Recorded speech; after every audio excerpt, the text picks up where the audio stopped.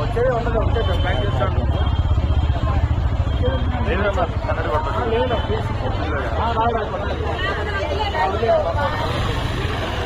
ఏంటి అసలు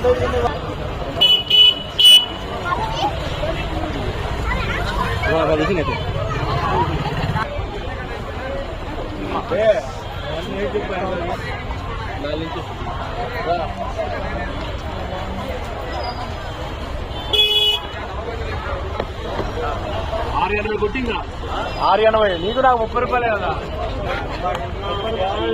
30 రూపాయలు అయిపోతున్నావు కదా.